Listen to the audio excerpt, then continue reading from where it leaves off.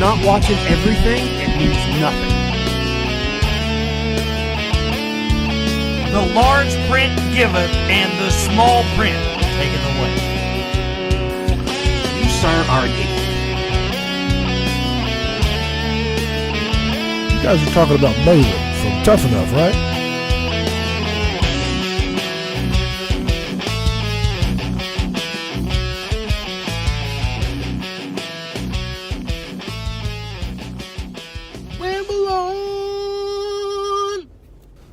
What is up, ladies and gentlemen? Welcome back to the Royal Ramble. I am your host and your champion, John Covey Cole, Steve New, Derek Jones, Brian Resner. Guys, how are we doing today? Doing great, man. I'm always doing good. I don't know about you guys, but we come to talk wrestling. I feel great. Same here. With the wrestling that I indulged in this week, Doubt it. I'm ready to talk too, but it's going to be a different change of pace for me this week. You watching ESPN 8, the Ocho, watching that thumb wrestling? Yeah, I'm getting ready for my next competition because the Ramble in the Bank's in 2 weeks, and whoever wins that I'm going to have to defend. And whatever competition. Big bunch of thumb wrestling going on. I don't know what they're going to do. Well, they're going to choose the match. I'm going to go ahead and tell you, I'm not going to challenge you in thumb wrestling, so after I win, we'll figure that out. But it ain't going to be thumb wrestling, so... Brian, how's Florida, man? Yeah, it's good, man. It's good. I think there's either a lag there, or you just had a case of the lovings. No, I've got a lag or something. Okay, well, anyway. Case of the lovings. That happens. For I'm me. using that as using the man's name as a verb now. So. Oh, Brian just hung up on us. I tore him all to hell. That's right. Well, the show must go on. What's the old saying? One monkey can't stop the show, or something. That's right. A lot of wrestling this week. Yeah. You guys may have seen on the Facebook page earlier this week, I put out a little, remember the peeing on the Chevy guy? I put out a peeing on the WWE symbol. Mm-hmm. Accurate. Yep. Calvin. Yeah, Calvin, that's Calvin, it. That's him, yeah. From Calvin and Hobbes peeing on the WWE logo. And you gentlemen have known me for a while now. Right. I've always been an advocate for the WWE, good, bad, or otherwise. Mm-hmm. I am freaking fed up, man. Wow. I am tired. So am I. And I'm right. I'm right there with you, John. This happens to me every year. Usually, I'll make it a good halfway, 3/4 through the year before I start getting the feelings that I'm feeling right now. Heck, WrestleMania was a month ago, boys. I know. We should still be basking in the afterglow of WrestleMania. Sure. I feel like we didn't get a week of basking in the afterglow of WrestleMania this year. Oh, well, we hardly got a week. Then you're at the botched up we're like Superstar Shakeup. Yeah, we're like in the 4th week of the Superstar Shakeup. Exactly. And then it just seems like June and July are hard months for wrestling fans anyway. There's so much other stuff to do.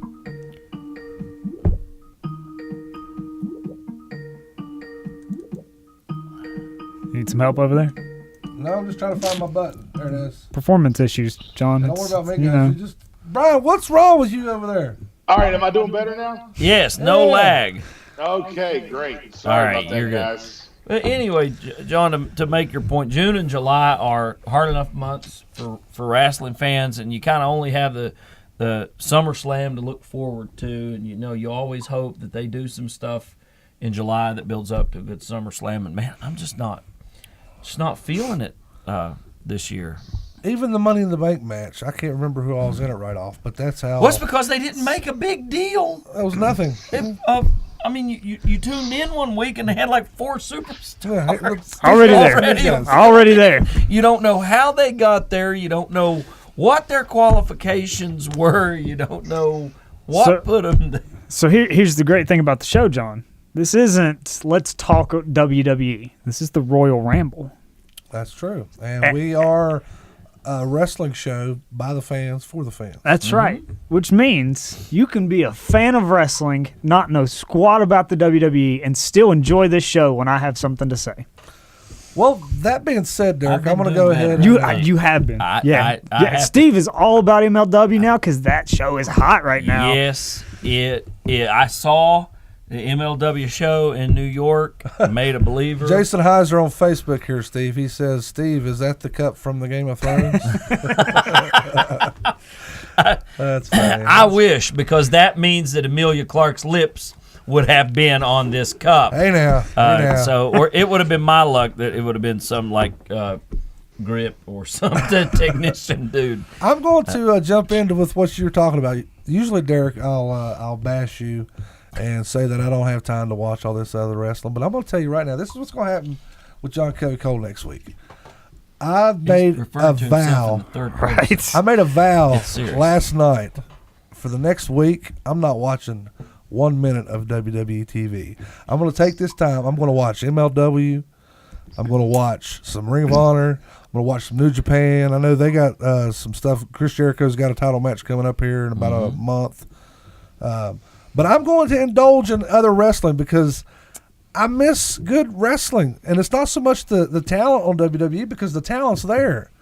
It's just, I know WWE just got rid of another writer.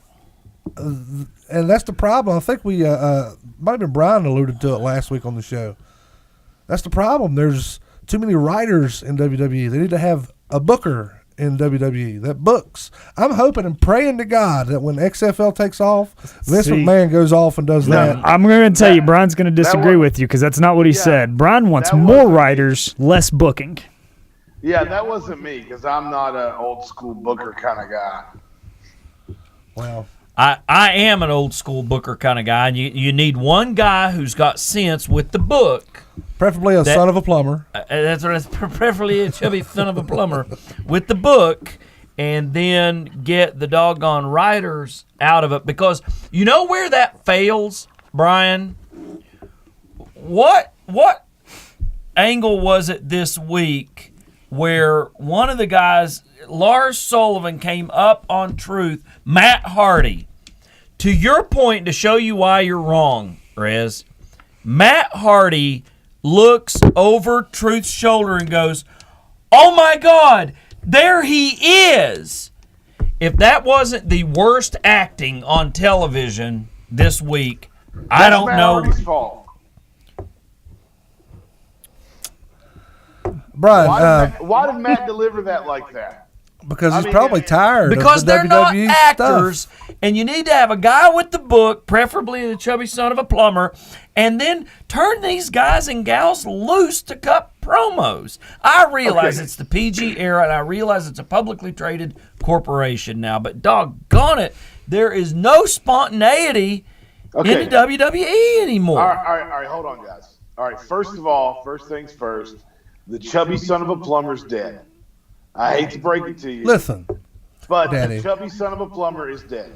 And when it comes down to people being able to cut their own promos, that has nothing to do with whether there's a writer or not a writer.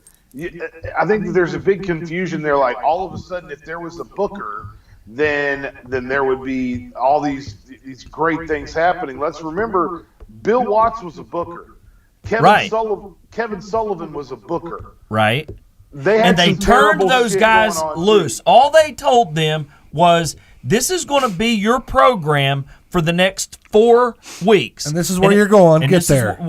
Right. Pretty much. Cut promos on the other guy. And it was even harder way back when because you had TV airing in different markets in that territory at different times. So you had to be real sharp about what So what you're promos saying you were is that cutting. they had different TV spots on different shows. Okay, wait a minute, Okay. guys. Sorry. Okay, the greatest time in wrestling, for me at least, was the Attitude Era. I'm with you.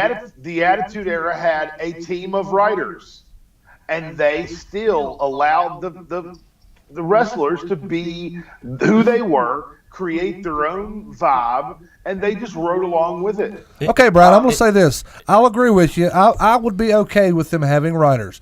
The biggest problem for me is they do not let the wrestlers go and run with it anymore. Okay, And there's everything your is problem. so ironed out, and this is Don't put that on the writers. It's not the writer's fault. Just like, the book, like, let's put it this way. Bookers and writers have both done great things. Right now, you don't have either. You don't have a booker and you don't have a real writer. There you go. And you have nothing. The only problem that I have, and understand what you're talking about when you're talking about the Attitude Era. You had a guy who wrote, Vince Russo, and he wrote for magazines and stuff. Vince Russo, Bruce Pritchard, Jim Cornette. And Jim Cornette. You had 3 writers. There was a team.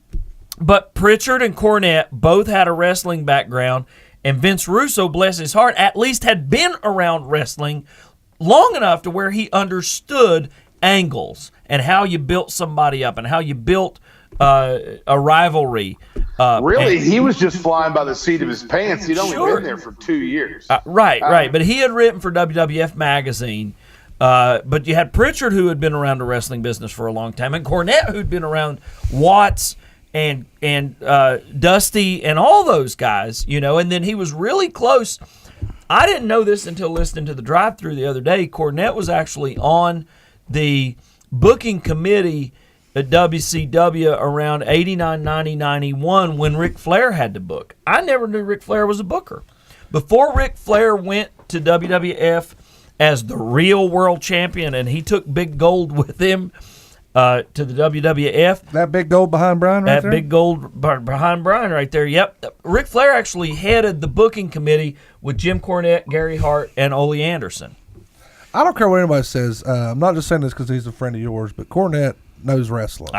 Inside Vince and out. Russo, he had some interesting stuff.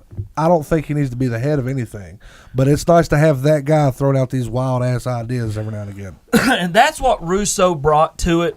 At that time, and you guys know how much I love and adore Jim Cornette, but Jim Cornette was a 70s and 80s kind of guy living in the 90s. Sure. You know what I'm saying? Yeah. And what I thought Russo brought, Russo was connected into what the late 90s were. The late 90s were Seinfeld, South Park, Bill Clinton as your president. I mean, cutting edge, in WrestleMania in 98. All of their guest hosts, all of their celebrity guests had problems. It was Pete Rose, and it was the gal Jennifer Flowers who had slept with Bill Clinton, and people that had personal issues in their lives and things like that. I mean, that was the state of the United States in 1998. So Russo was tapped into that South Park mentality that was right there with the Monday Night Wars during the Attitude Era. I feel like Russo doesn't get enough credit for a lot of the good things that he did. And, of course, he was responsible for some terrible shit, too. Yeah. But there were some really good things. There were some really good things that he was a part of. And I feel like that people like Jim Cornette and people like Bruce Pritchard, they put Russo down because Russo was an outsider. Russo wasn't a 20 years in the business, paid his dues kind of guy. Mm-hmm. He was the kind of guy who got into wrestling by writing Linda McMahon a letter. Right. He wrote Linda McMahon a letter, and she got him a job. He got on the writing crew by watching wrestling in a boardroom with Bill Watts. Bill Watts came over to watch wrestling one day at WWE headquarters. Russo was a magazine guy. He sat down and started talking to Bill Watts, and Bill Watts suggested that he should be on the creative team. That's how he got in that position. Now, no, it's no secret that everyone hates Bill Watts, so his foot through the door was a bad foot that nobody wanted to smell. And now he's in this position.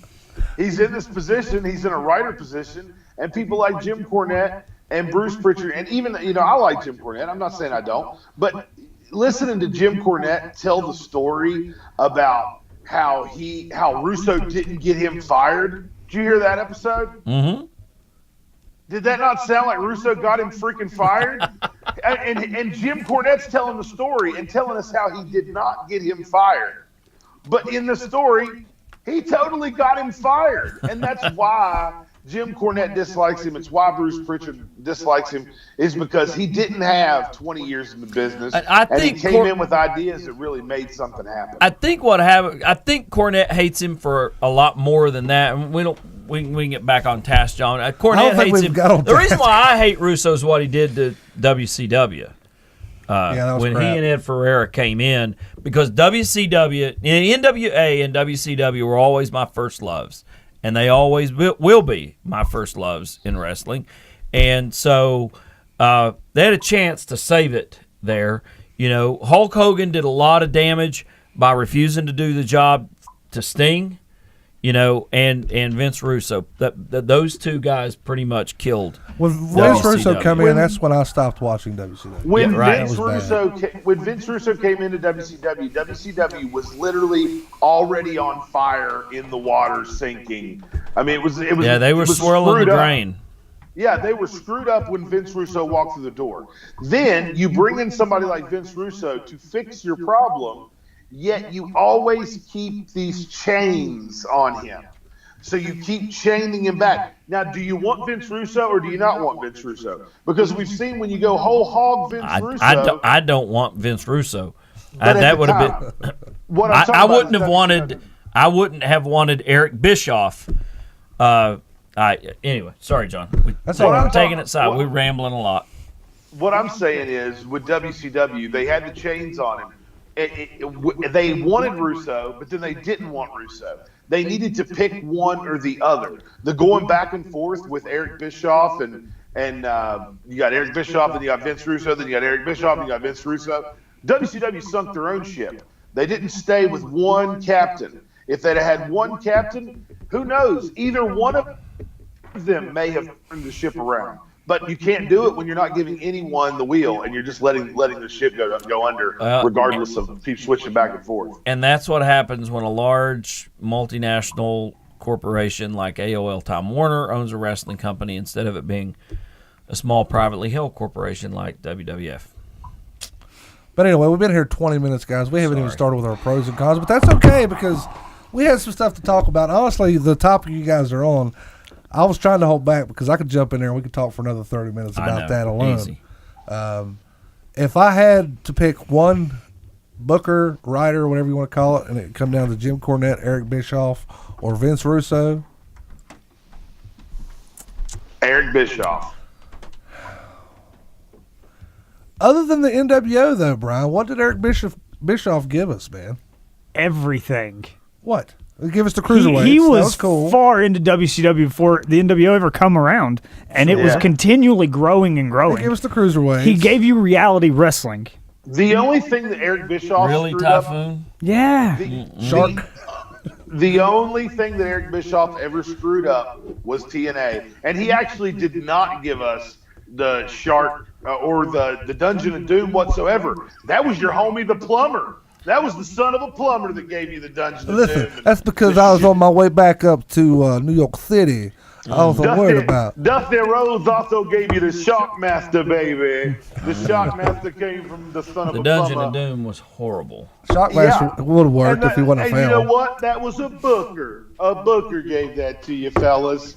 So that's what you're begging for. I didn't even give my True or answer. false? I didn't even give my Next. answer. Y'all over here talking smack. All I'm saying is You can Eric pick Bischoff if over you those want. I'm three. probably going to pick Jim Cornette. I am every day Because and twice on Sunday. Jim Cornette is not only a traditional booker, but he's also controversial as well.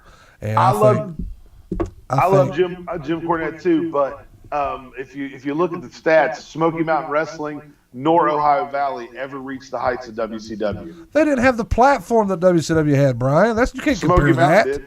You can't. Smoky Mountain Wrestling. Smoky Mountain didn't have a national TV deal. Smoky Mountain had a TV deal. They were on my TV. No. They weren't on your TV. Was it a national TV deal? Some of us No. didn't have TV, Brian. You and your rabbit ears there, Resner. I had it. I watched it on WAY. Right, WOAY. Not a national TV channel. Yeah. Well, I mean, it could have built up to that. You know who? Well, I could have been born 6 foot tall, but that ain't in the cards now, is For it? a quick example, you know who brought who Smoky Mountain brought to the States and became a phenomenon, in my opinion, Chris Jericho. Yeah, Chris Jericho. There's so many, but Chris Jericho and Lance. But anyway, let's get back on task, John. All right. Yes, sir. Let's talk about our pros and cons. And the way we're going to do this week, I'm going to steal a page out of Brian's book, and I'm going to do my pro last, and it's also going to play off into my con. So, But does that mean I get to start? sure, go ahead. Pro or con? That's up to you, partner. Con? Con. All right, here's my con. My con is you're trying to push Seth Rollins. I'm a nerd. I got it. You're trying to push Seth Rollins as a Universal Champion to beat Brock Lesnar that's going to go on to beat AJ Styles at Money in the Bank. But we're going to job him out to Baron Corbin. I can't explain it.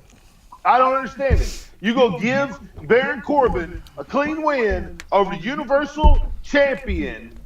First of all, Baron Corbin's no better than a mid-carder. The heat he's got is go-away heat. And even if you did His hot topic is failing. His hot topic is going out of business. The whole damn mall's closing.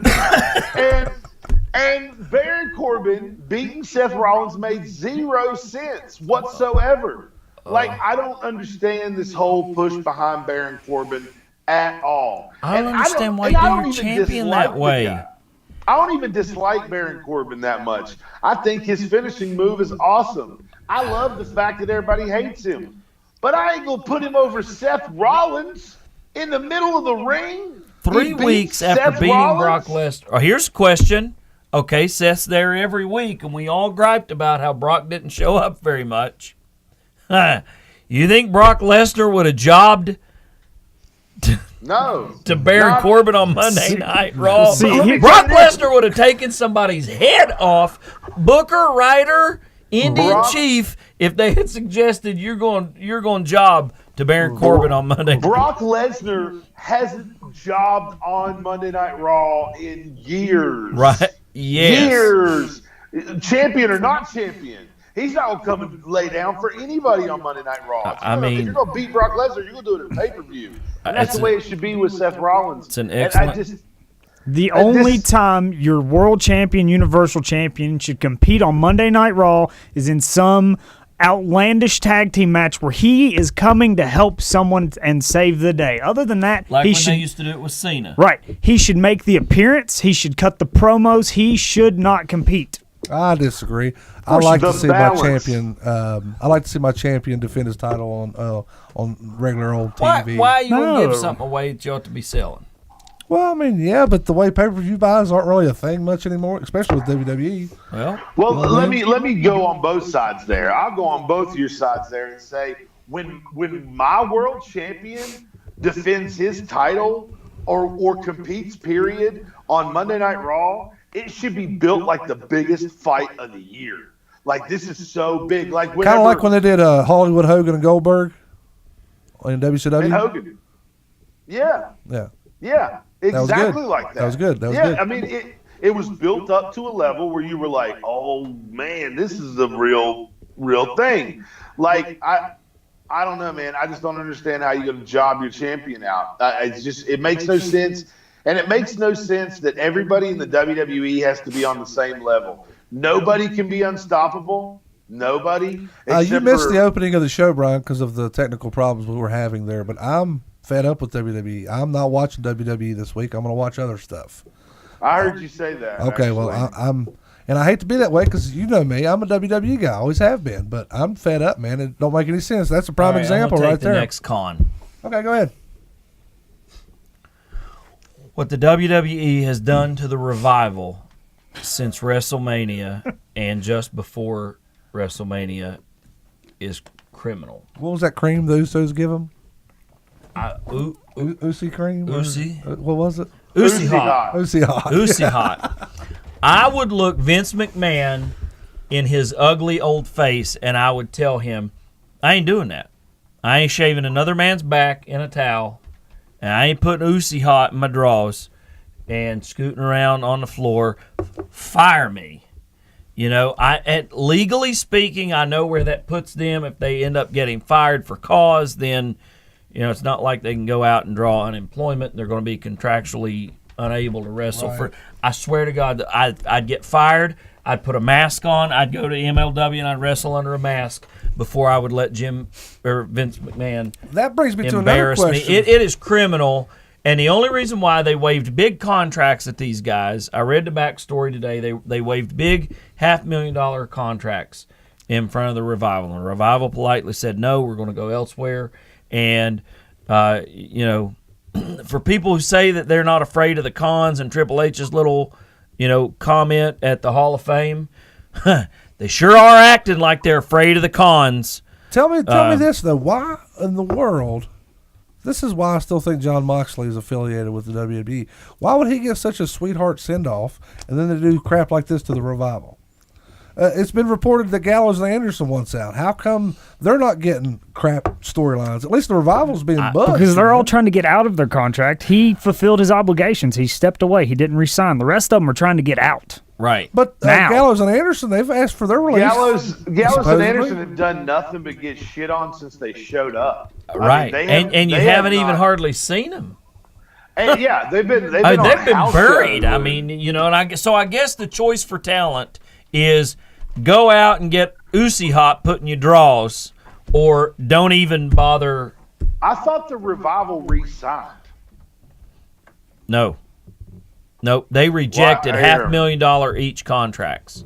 Well, that's good. They needed to, and I'll tell you that your con was this close to being my con. I was so close to picking that, but the world champion getting pissed on was more important to me. But the Revival, the Uzi Hot thing was so awful. I watched that with a complete look of disgust the entire time. I did too, bro. And those are both great workers. 6-7 weeks ago, that was your tag champions. They beat Glorious there. I don't think they ever won a match while they was a champion. I don't think they. That's exactly what I I was don't gonna think say. they. That's what I lost said. more What happened to the Revival from the point that they beat Glorious for the titles is criminal. You know who's not going to beat someone for a title? That's Mr. Derek Jones. I had to go ahead and throw it out there while we're talking about titles. Go ahead, do your con, Derek. What's your con, Mr. Jones? Well, I thought I'm going to stick kind of short to my con because I pulled a page out of Brian's book as well. I have multiple pros. Wow, And you're going to Phil have to listen to Positive. them after your snide little comment over there just now. You're just going to have to deal with me for today. Okay, all right. My con, short, sweet, to the point, Monday Night Raw. Top to bottom, my con. With the exception of the small little snippet of Bray Wyatt. May I ask you a question? Sure.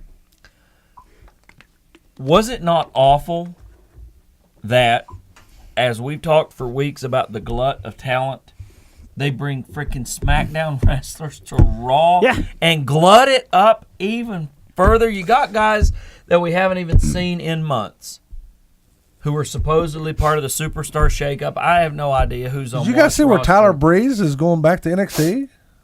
He should. Should, That's where yes. he was the best. He was great at NXT. Yeah, in NXT, he was unbelievable. And then he went to the main roster and became Fandango's boyfriend.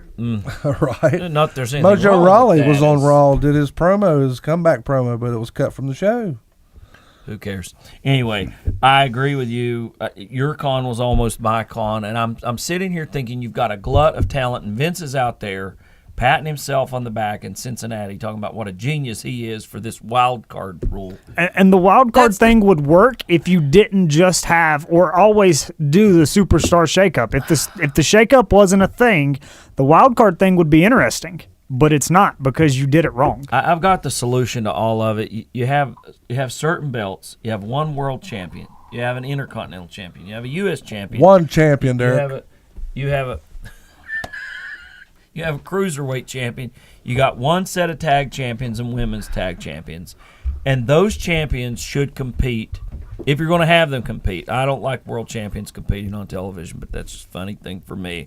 Everybody from the Intercontinental down competes on both shows, and you give both Raw and SmackDown superstars a chance to compete for a title. I've said that for weeks But you've and got weeks and weeks, and designated they disagree. specific rosters. But if you win the titles, you can bounce. But if you're right, if you win the titles, you're a free agent at that Absolutely. point. If you want to show up on Monday and or Tuesday, you're welcome at that point. Derek, See, that's I would only switch back and forth the Universal Championship. I think there should be a world title on Raw, He wants more a belts. WWE title on SmackDown, and a Universal title that goes back and forth that's held by somebody who's part-time. I can handle that.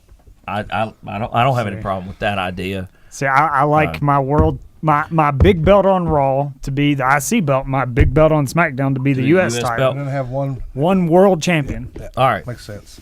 Sorry. That could have very easily been mine, Derek. WWE as a whole was very disheartening for me this week.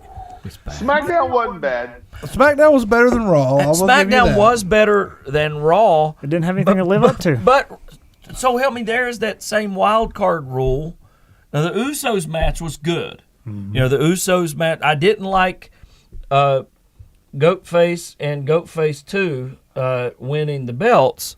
Why but- not? Maybe that's the spark that tag team needs. How many tag teams is on SmackDown now? Maybe 3? Who knows? Not many. But anyway, I liked the Usos match. SmackDown was better than Raw, but that ain't saying much because that's a low bar. That is a low bar. But anyway, I'll go ahead and throw out my con, and I will lead it into my pro. My con was, and I was a fan of this guy there for a long time, but it's got to the point now. I think we had talked about it last week or the week before last.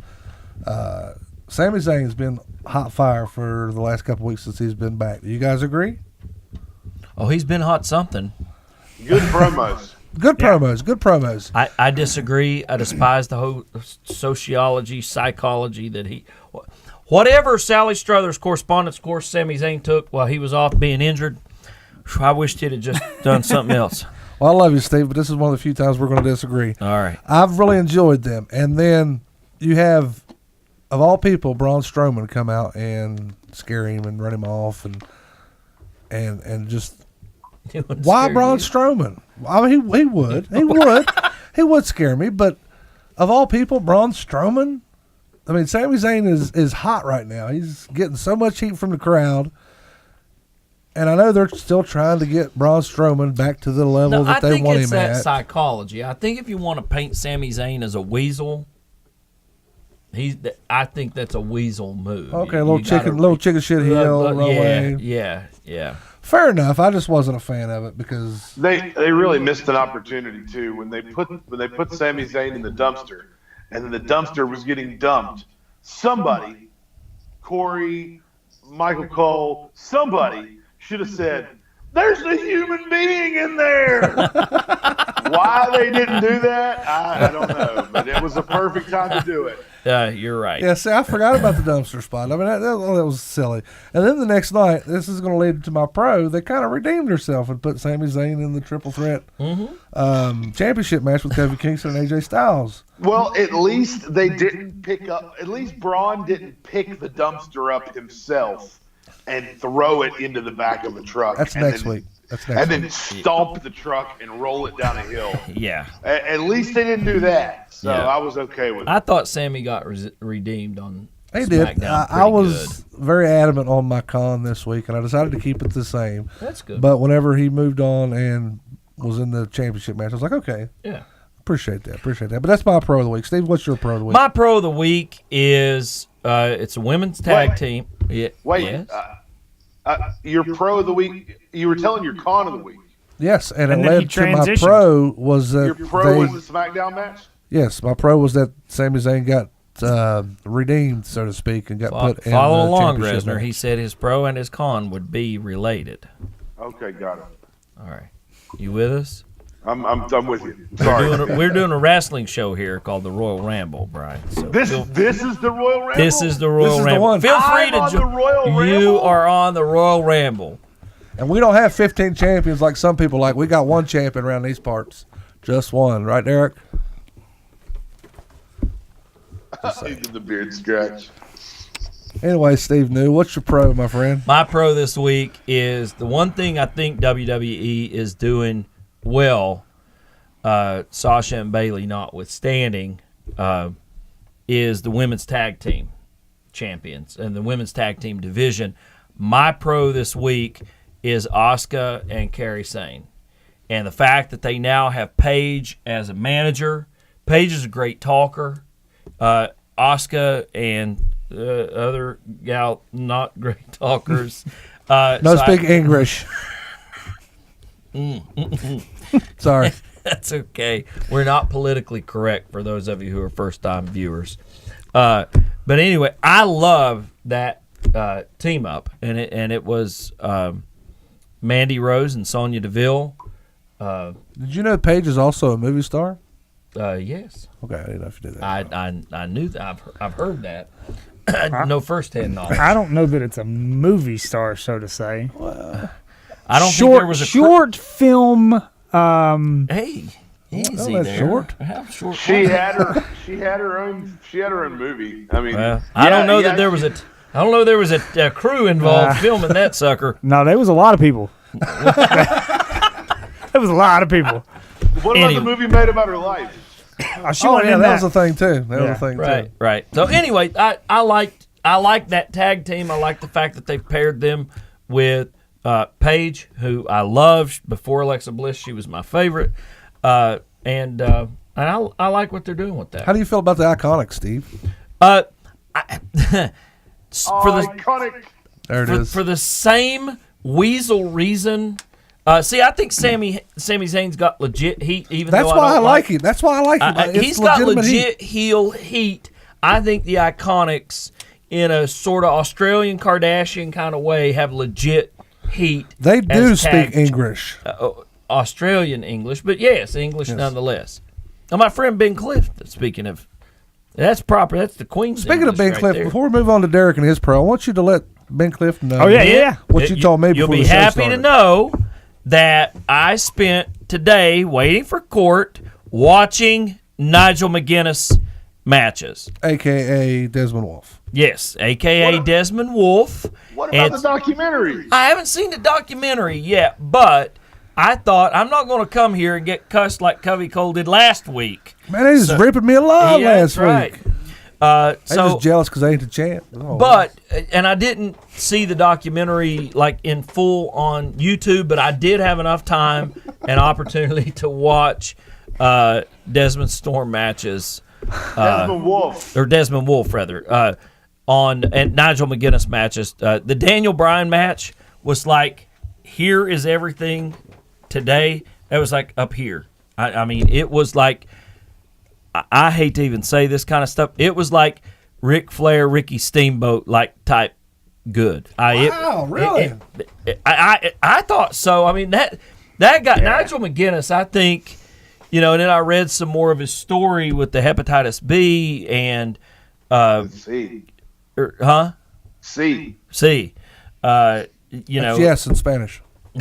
You are welcome. 9. That's no Por in German. favor. Por favor. But anyway, Ben Cliff, you'll be happy to know I watched, some of that, and I want to watch more. It was really, and the wrestling that I watched, and I remembered him from TNA then, with Fortune and then some of those other the Kurt Angle match. It's just high quality. I think he had a chance. I mean, he was going to be something. And at the time There was definitely a spot for him for sure.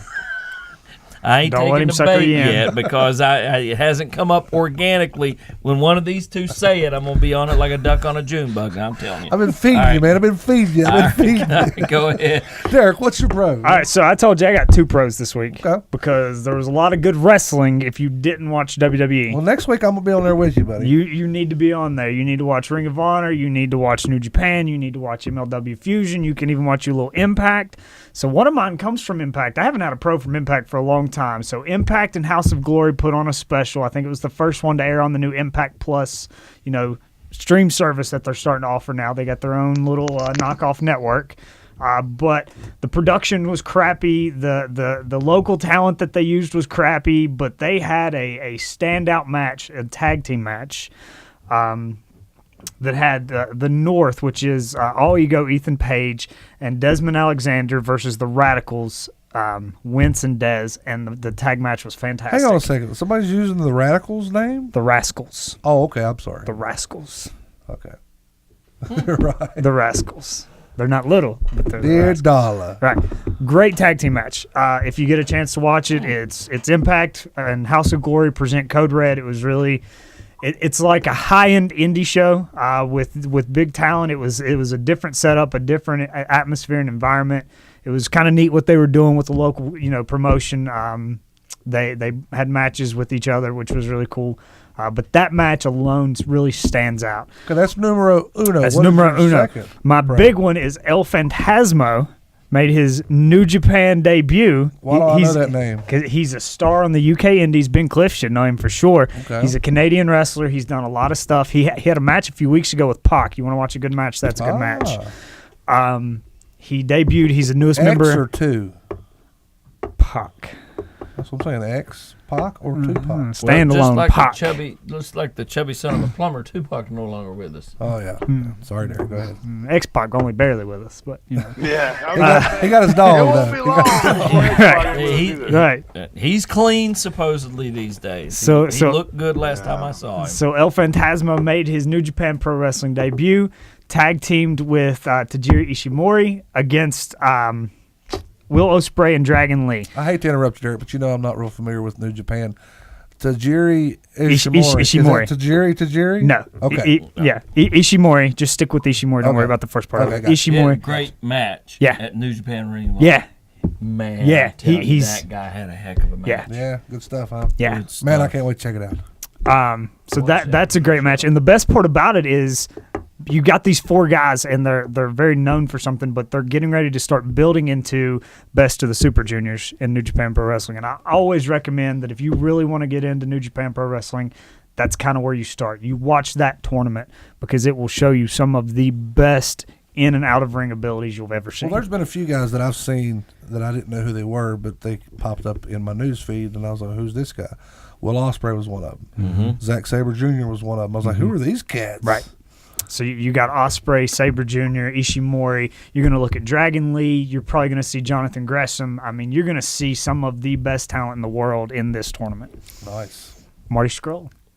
Marty Scurll. Marty's the man. Marty's the man. Marty is the man.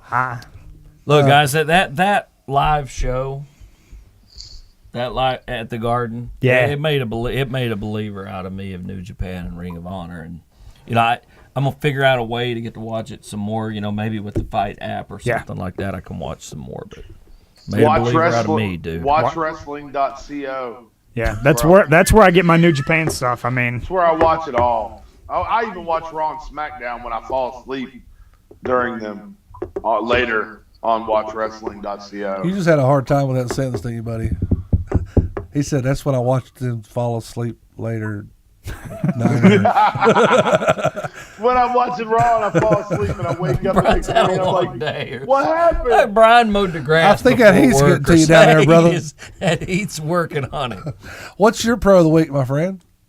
My pro of the week, actually, I was going to tag on to your pro because I thought that's where you were going. Okay. But you didn't really say that the pro of the week was the match. Your pro of the week was just Sammy getting some Well, redemption. the match was kind of part of it, but go ahead.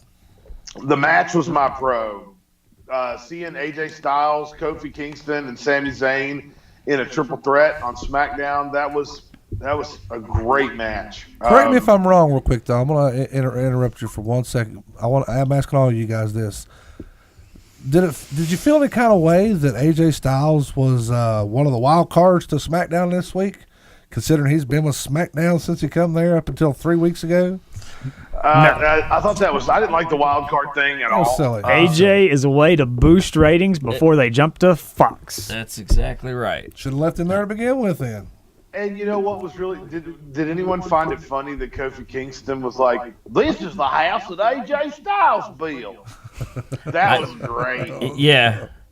Yeah. That was a great part. Although I liked Sami Zayn's line about a bunch of Kentucky Fried Idiots in Louisville, Kentucky. That was a pretty good line too. Yeah, but that match was great. It was something that you would see on a pay-per-view. I really enjoyed it. Yeah. I didn't. I don't know about. I don't know why they did with AJ. I don't know why they did the wild card thing anyway. We were talking earlier about Vince McMahon patting himself on the back about the wild card idea, and I was going to throw something in there, and we kind of started talking about something else, but I'll mention it now, is when he was in the ring talking about what a genius he was for coming up with this wild card idea, it made me think, like, is he playing the gimmick of being a completely out-of-touch person who doesn't know what the WWE Universe actually wants? You don't know whether it's a work or a shoot. Right? Yeah, I don't know. You don't Is it know a work or a whether shoot? you don't know whether clueless Vince is a work or a shoot.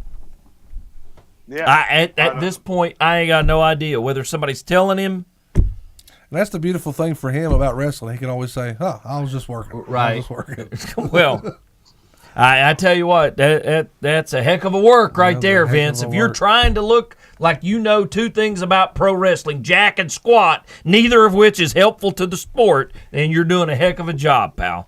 He's like, I'm going to tank my company as a work. But yeah, you keep know it what? up, and I then just figured it out. I know exactly what's going on right now. Vince McMahon is trying to tank his stock down to nothing so he can buy his company back up. That's what's going on. He's It's a definitely- publicly traded company. He's trying to get it down to $1. He's going to buy it all back. Then he'll start doing there good you stuff go. again. There's an angle. over my dead body when Steve I said and he ain't getting others his shares. bring a shareholder derivative lawsuit and then own the WWE. Yeah, there you go. Let's go. Let's do that. Let's Can you do that? Oh, Yeah, Is that a if thing? they tank the what stock you on purpose, what you just said is illegal and yeah, criminal. You can't sandbag your own You stocks. cannot sandbag your own stock. And since we're already on the subject of It's illegal. It's a Steve violation and of his SEC attorney friends regulations. practicing law, we're going to take a quick break, put Steve over. We'll be right back, talk about some other stuff going on, guys. Since 2001, drug companies dumped 1 billion opioid pills in West Virginia, causing over 3,000 overdose deaths and thousands of babies born addicted by no fault of their own. I'm attorney Stephen New. If you're the grandparent or guardian of a child born with neonatal abstinence syndrome, call me.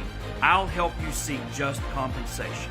Call the law offices of Stephen P. New at 1-844-BAD-PILLS before time runs out. Between corn. All right, guys, we are back. Brian, you over there? What the hell? So while Brian's experiencing some technical difficulties, Ben Cliff, Michael Elgin being an Impact is a pretty awesome thing. If you didn't watch Code Red, Michael Elgin has a pretty good match also with Willie Mack. That was probably the second best match of that We night. almost brought in Michael Elgin last year to cause a call. What was it? The reason we didn't bring him in, Brian? He had a booking. He had a booking that That was- we originally he was available, and then when it came time to actually make the deal, he already had a booking. That's what it was. Oh, and there was also that thing. Remember where he was? You gonna flush over there or what? That was me pouring water into a cup. Anyway, How about a courtesy Brad flush, Reznor, Brian? you are the captain of Can- the Strug Bus. Can we figure out a way to get him a mute button? The Strug Bus has pulled up and parked at the Reznor Hacienda in Florida, folks. I'm telling you. you know, if you gave me a longer commercial break, won't you go out there and sell some sponsors, John Covey Cole? I actually We got. don't I could run another commercial if you want. It's about 2 minutes long. No, it's okay. I didn't think so. I have All some right, back to exciting what we were news talking whenever about. you guys are ready. Let's go ahead and get to that now. I'm excited to hear Guys, about it. if you're unaware, there is a Roku channel called Jarrett Parsons Wrestling. It's the Jarrett Parsons Wrestling Network. I think Joe Brody was telling us about this. Yeah, something about it a while back. And it is one of the fastest growing Roku channels on their network. And what's happened is these guys, it's Mr. Jerry Jarrett and Rock Parsons, who's originally from northern West Virginia, and they began a few years ago to gather up footage that wasn't owned by WWE. You know, WWE owns a lot of the classic shows, but there's a lot of good wrestling, classic wrestling too, that they don't own. And I'm excited. I am going to begin a sponsorship with Jarrett Parsons Wrestling Network. So if Wow. you guys tune in to Roku, then you'll see my commercials, my logos, all of that stuff. That's the You only guys place know that's- how much. What's that? Roku's the only place that's available right now. Yeah, Roku's the only place that it's Are they planning available. on trying other platforms as well, or is I'm not sure. I haven't talked to them about that, but they're one of the fastest growing. I've been really impressed with their numbers. They add content, and they want to add new content from indies and local wrestling promotions from different places and smaller promotions. And this is the thing that I meant to tell you that I'm so excited about. They want to do an Olympus, what they call an Olympus Star Search. And they, I don't know how much is public. I got to be careful. You can tell us kayfabe off there if you'd like, Steve. Anyway, a place close by here Okay. is looking to be the host site of the Olympus Star Search, where they bring in, it's almost like think American Idol for professional wrestling. Oh. And guys compete in a competition with judges who judge matches about who should advance through the tournament and things like that. And I'm just real excited to be That sounds pretty sweet. affiliated with it. Yeah, so I mean it's close enough that the three of us could go and watch that Olympus Star Search. Come on home, Brian. Come on, Brian. Come on, Brian. Fly into Pittsburgh and come over to Wheeling and Come on home. come on up, buddy. Yep. I don't know, man. So anyway, I'm That's cool. excited. That's Those cool. and on that channel they have licensed footage from ICW, a lot of Memphis wrestling. Now, you've talked about ICW in the past. You're a huge fan of that, right? Huge So- fan of ICW. Like the current ICW in Ireland. No, the Negative. old ICW. The old okay. ICW. Okay. Randy, 'Cause they're- Randy Poffo. Randy and Oh, man. Angelo Yeah. Poffo's Just want to clarify. promotion. Yes. And then Outlaw. that's right. And then you've got Southwest Championship Wrestling, which was Joe Blanchard's promotion, and he had the national TV deal. This is interesting. Mr. Jerry Jarrett told me about this. That 11 a.m. Sunday USA Network slot was first offered to Jerry Jarrett, It's not a slot, Steve. It's a spot. and he declined it. And then, so USA Network approaches Joe Blanchard. Joe Blanchard takes it with Southwest Championship Wrestling. And, that was one I'm of not the... familiar with Joe Blanchard. Is it related to Tully's Tully? Tully's Okay. father. Dad. Okay. Yeah, okay. and it was Texas run out of grandpa. San Antonio. And it was really, really good wrestling. And the thing I liked about Southwest was they had luchadors before anybody knew who luchadors were in Right, America, right. And then Memphis, a lot of other territories that Vince doesn't have the rights to, Jarrett Parsons has the rights to those territories. Wow. Yeah. That's pretty sweet. Yeah, and they're gobbling up more. They said they're going. He's concentrating so hard so it doesn't sound like he's peeing over There you there. go, Brian. Watch this. Sorry, guys. I got a mute button for you, Brian. But No, you can We're pour until your heart is content.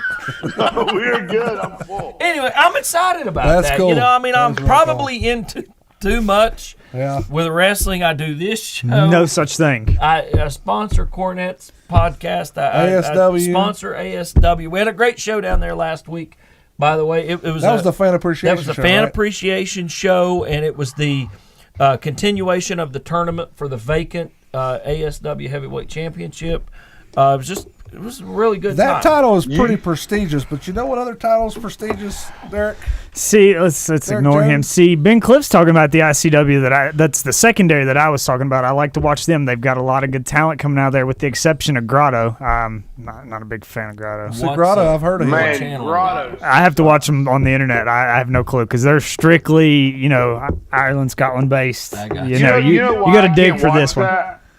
I seen that come up on watchwrestling.co, and I was like, wow, this is something new. I'm going to check this out. And when I seen that Grotto was the champion, no, I refuse to watch or take anything serious on this entire show. As far as I'm concerned, the ICW in Britain is just a trash bag company, because how are you going to have Grotto as your champion? If it's Grotto called is your Insane champion. Championship Wrestling, then I might check it out. during my Insane. insane. Yeah. Got no brain. You know what's insane about it is that Grotto's the champion. That is insane. That is pretty insane. Guys, let's talk about a few other things.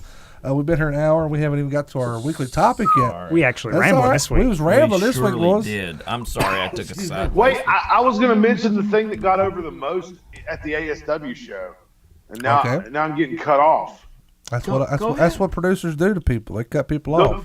The story I heard is that the Steve New Game of Thrones themed T-shirt was over like Rover in Madison, West Virginia. I'm telling you, the people I texted Brian that night, I'll only give part of what I texted Brian because Brian was gracious enough to help me with Fast Tees get the T-shirt design.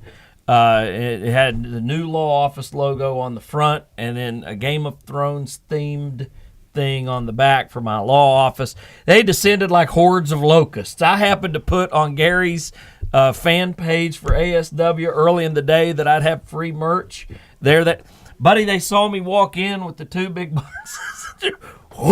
They were around the like table. Hyenas. They ignored some of the curtain jerk matches there and came over just like hyenas. So you was over, is what you're saying. Oh yeah, it got over fast. There's nothing like free coffee mugs, free T-shirts, and free ink pens. Why didn't you bring me a free T-shirt, Steve?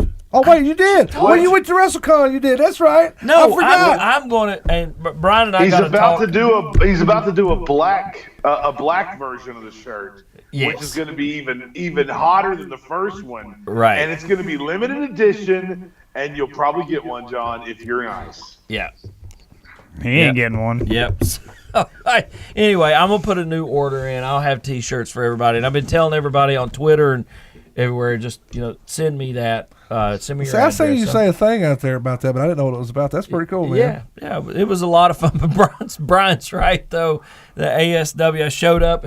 Gary barely got a shirt. I said, Gary walked by and I said, brother, if you want a shirt, you better grab one now. And he said, all right, hand me an XL then. So we made Gary a specific shirt just for him, and I doubt he even got it. Yeah, he probably didn't even get it.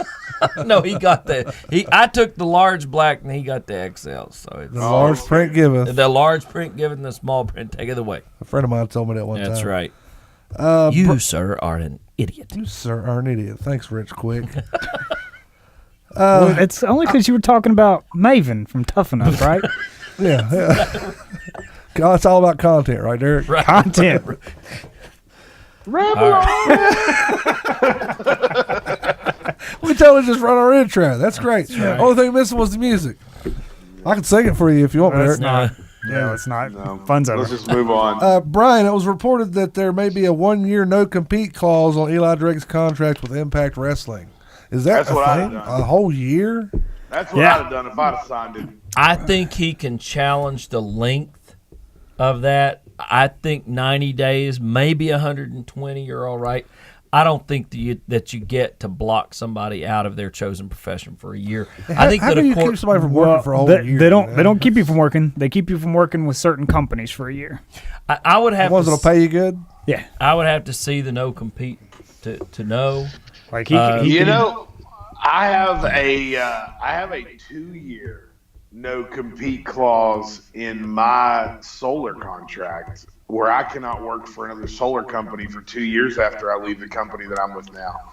So Is it limited in geographic area? Yeah, I do believe it is limited to Southwest Florida. Well, see, Okay. I had a So you can't. I'm sorry. Go ahead. I had a 6-month deal like that when I was underground when I worked for Massey. Mm-hmm. They made us sign a contract. You get a raise, but you got to sign this contract that says if you won't work within like a 90-mile radius for 6 months. And that's the same with Brian. It's not saying that you can't work in the solar industry anywhere. It's saying that you can't work in a solar industry in a specific geographic region. But with the wrestling, as global as that is, I don't think it would be a geographical thing. Do you? I mean, the question is, does the guy want to spend the money to challenge that? You know, if he has a potential deal elsewhere, I would think it would be worth it to hire a lawyer and challenge the no compete. Hey, I know a guy. Just saying. He might even give you a free Well, T-shirt. you know what? That would be awesome if Steve New represented Eli Drake. I am trying to get John Layfield Bradshaw's case down in Mingo County.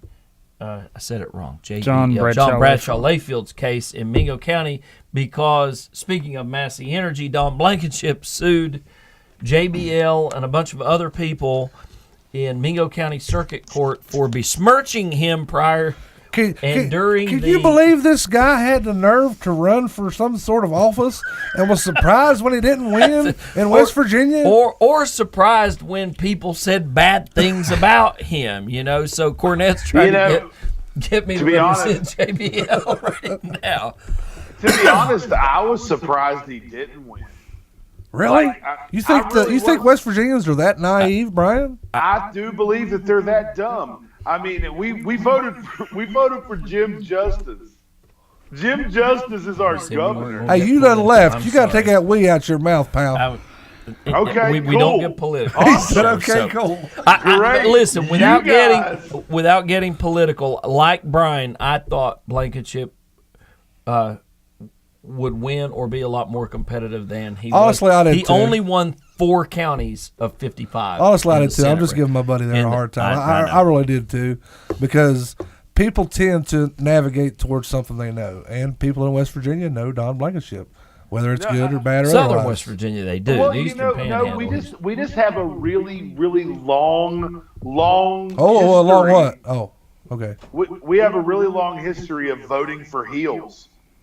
Arch Moore was elected in West Virginia. Joe Manchin, Jim Justice. I mean, the list just goes on of heel politicians. Speaking of heels, did you guys see?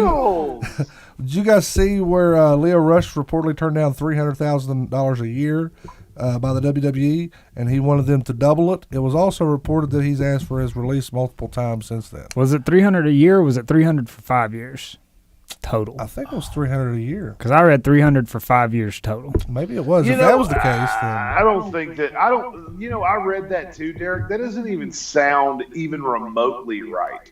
Like 300 grand for 5 years. To be an independent contractor, you got to pay for your own travel and everything like that. There's no way Leo Rush could wrestle for WWE for $60,000 a year. But that's the thing. He's not wrestling for WWE. That's why he gets the lowball contract. He's not doing anything. He walks Bobby to the ring. Still, he's one of the most entertaining talents they had on TV. He's going to end up in MLW. Or ratings aren't showing it. What's going to end up happening? You can't blame that on Leo Rush. That's the whole kit and caboodle. Well, hell, for many weeks, Leo Rush was the best thing on Raw. I mean, really, when it comes down to, I think that's saying a mouthful.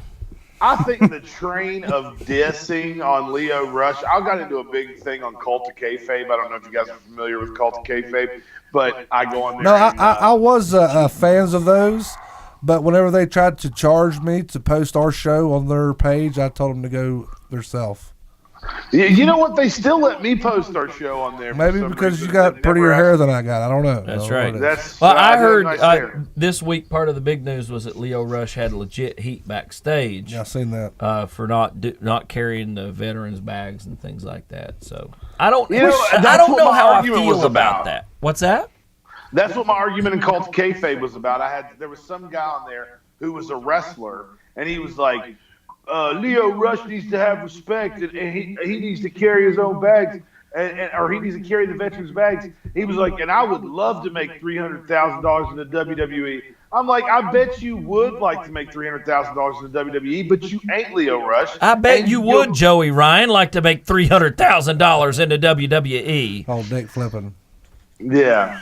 He said, but I mean, I don't know, man. I don't understand why anybody wants to hate on Leo Rush, including Mr. Derek Jones, because Leo Rush is so talented on both ends of the spectrum. He can talk, he can wrestle. He can't get $600,000 a year from the WWE, though. Apparently not. But they can give Goldberg probably $2 million to come and do a one-shot in Saudi Arabia. My con this week that Fox wants. Do you have that in your news? That's Fox wants WWE to re-sign Goldberg and Lesnar. And put the belts on both of them. Put the belts on both of them as the kickoff to their airing WWE. I thought I was going to fall out my chair when I first read that. Yeah. I thought I was going to fall out my chair. I'm not surprised when I by read anything with those guys anymore. Honestly. I wish somebody would get in Fox's head and be like, "Hey, we want to see Hogan with the belt."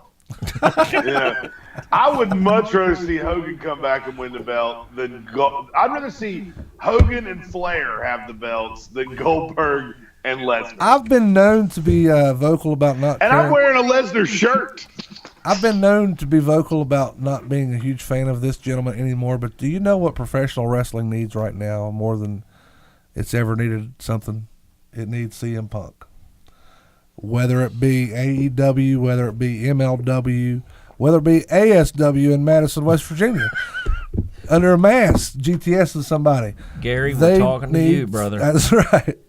He's going to have to talk to his sponsor, man, and see if he can help him out. But they need CM Punk.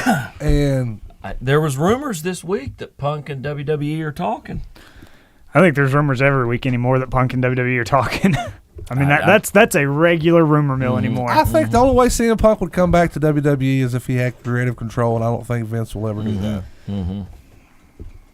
All right. But anyway, now let's go on. John Moxley's post-WWE plans have been revealed. He's going to star in a movie called Cage Fighter.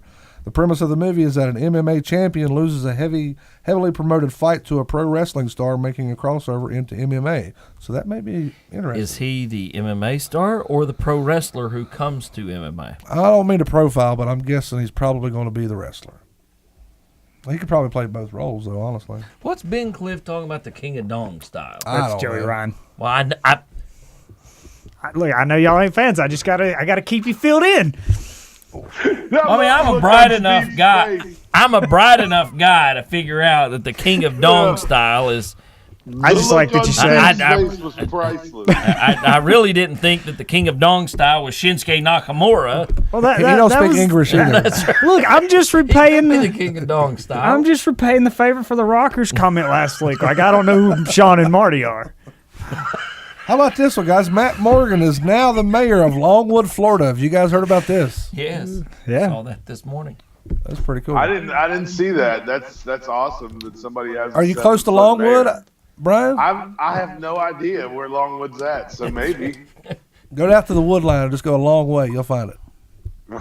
Nice. Last but not least, Lars Sullivan bodybuilding message boards have gone viral again. I don't know if you guys have seen all this. He had some not so nice things to say about minorities. He said that African Americans want a piece of pity pie and immigrants just want free stuff. Well, Big E tweeted out that many are aware, if true, he has to bear albatross of being a bigot and working in a company that is now filled with minorities. And if you guys remember correctly, when this came out originally back in November, this is right before he was supposed to make his big come up to the main roster.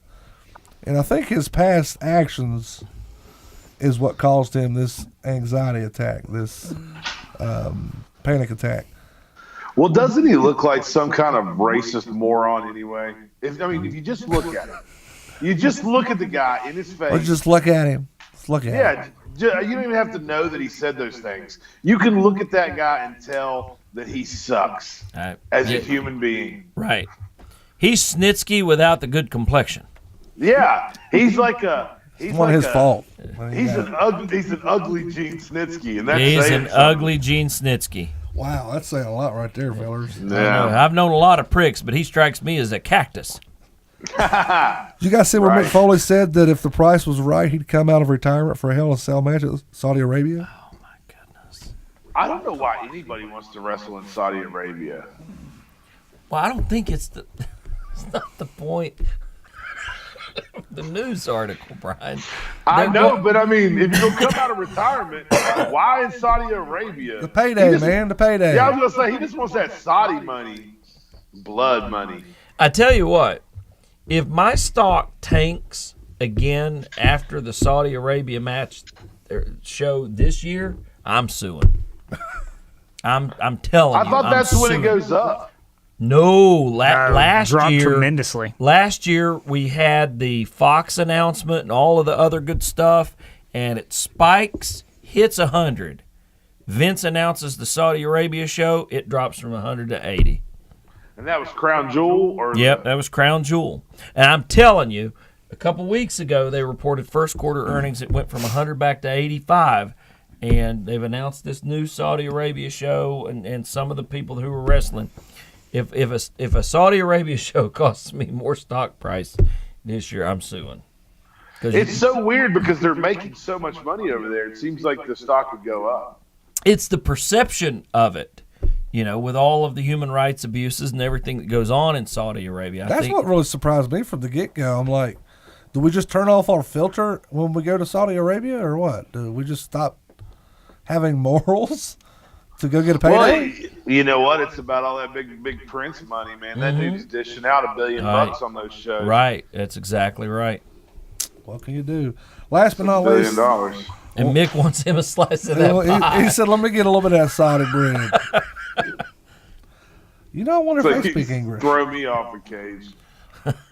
Throw me off a cage in Saudi Arabia for about $1 million. Man, can you imagine? They go nuts over there if they see that in person. Mm-hmm.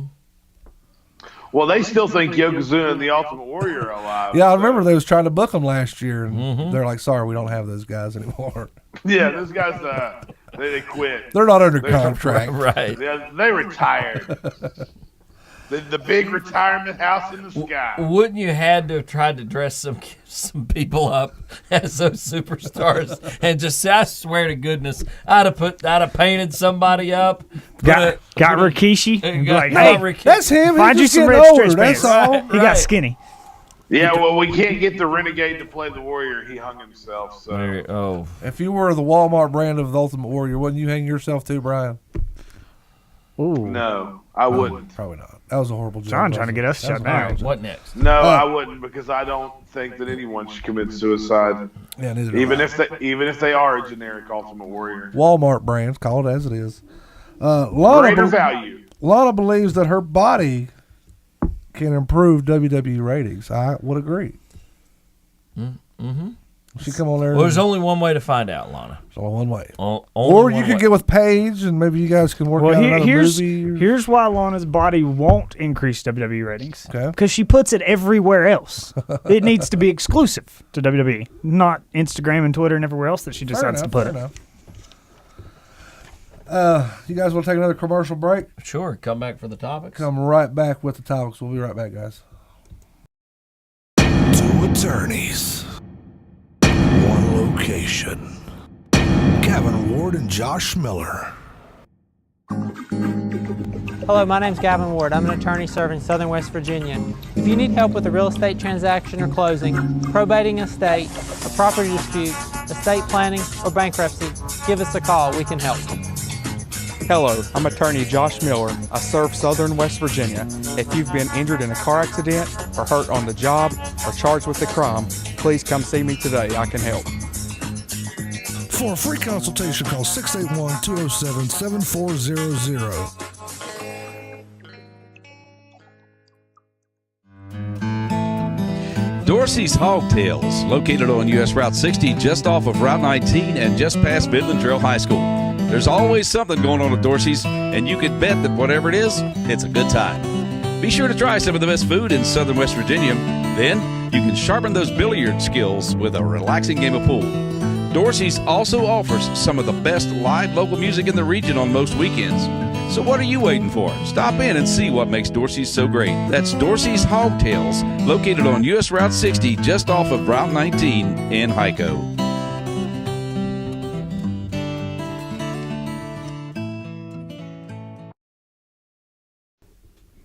All right, guys, we are back, and it's time for our weekly topic, which is who was the best used and who was the most misused talent that jumped ship during the Monday Night Wars. And I'm going to be very shocked, gentlemen, if we don't all three have the same answers on both.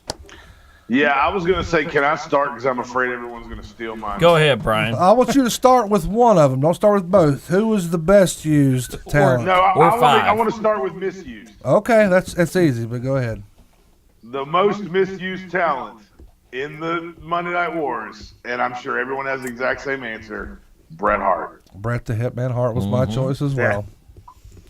I mean, it wasn't my choice, but No, I was going to go back. Said, Brett, we're going to bring you in. You're a high-profile guy, and you know what you're going to be? A referee. I have a different answer. Well, you know what? I think Brett was just cursed. Like at that point, and then when Owen dies, like it just everything about Brett's, like everything about the entire transition. I think that it was snake bit from the gate. Everybody talks about how tragic the Von Erich story is. I think the Hart story is just as tragic.